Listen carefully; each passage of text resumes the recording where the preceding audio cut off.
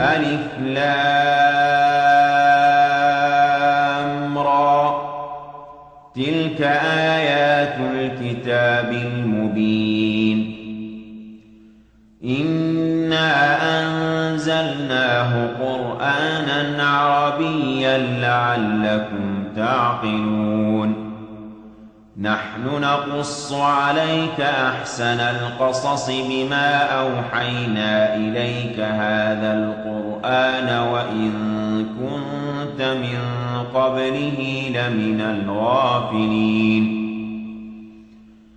إذ قال يوسف لأبيه يا أبت إني رأيت 11 كوكبا والشمس والقمر رأيتهم لي ساجدين قال يا بني لا تقصص رؤياك على إخوتك فيكيدوا لك كيدا إن الشيطان للإنسان عدو مبين وكذلك يجتبيك ربك ويعلمك من تأويل الأحاديث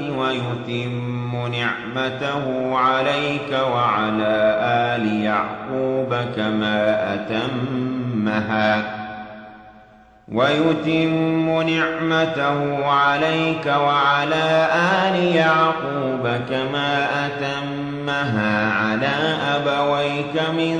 قبل إبراهيم وإسحاق إن ربك عليم حكيم لقد كان في يوسف وإخوته آيات للسائلين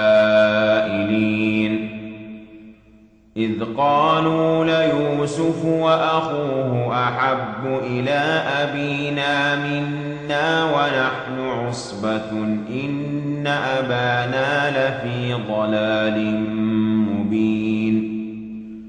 اقتلوا يوسف أو اطرحوه أرضا يخل لكم وجه أبيكم وتكونوا من بعده قوما صالحين قال قائل منهم لا تقتلوا يوسف وألقوه في غيابة الجب يلتقطه بعض السيارة إن كنتم فاعلين قالوا يا أبانا ما لك لا تأمنا على يوسف وإنا له لناصحون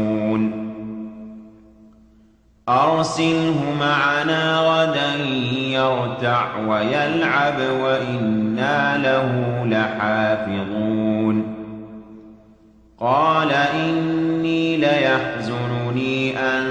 تذهبوا به وأخاف أن يأكله الذئب وأنتم عنه غافلون قالوا لئن أكله الذئب ونحن عصبة إنا إذا لخاسرون فلما ذهبوا به وأجمعوا أن يجعلوه في غيابة الجب وأوحينا إليه لتنبئنهم بأمرهم هذا وهم لا يشعرون وجاءوا أباهم عشاء يبكون قالوا يا أبانا إنا ذهبنا نستبق وتركنا يوسف عند متاعنا فأكله الذئب وما أنت بمؤمن لنا ولو كنا صادقين وجاءوا على قميصه بدم كذب قال بل سولت لكم أنفسكم أمرا فصبر جميل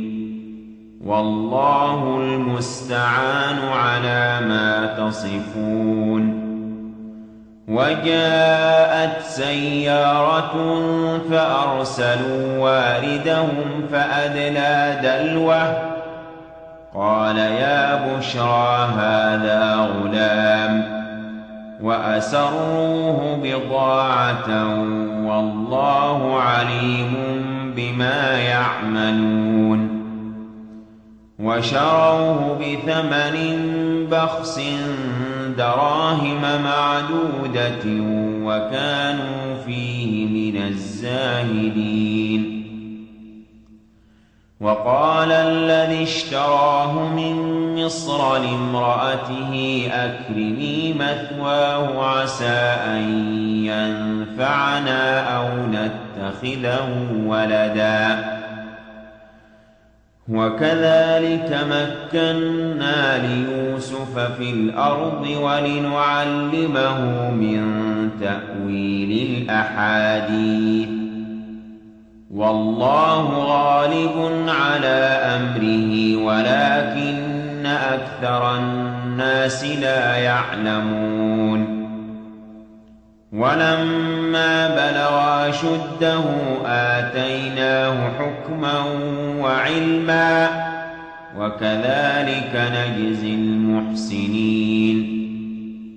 وراودته التي هو في بيتها عن نفسه وغلقت الأبواب وقالت هيت لك قال معاذ الله إنه ربي أحسن مثواي إنه لا يفلح الظالمون. ولقد همت به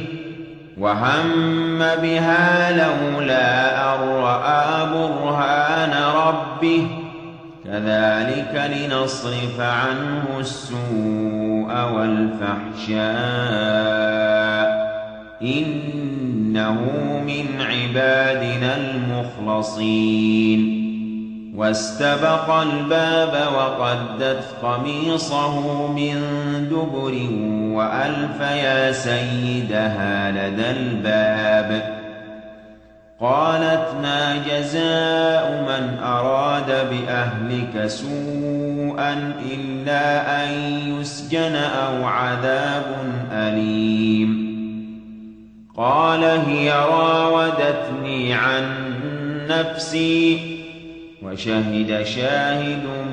من أهلها إن كان قميصه قد من قبل فصدقت وهو من الكاذبين وإن كان قميصه قد من دبر فكذبت وهو من الصادقين. فلما رأى قميصه قد من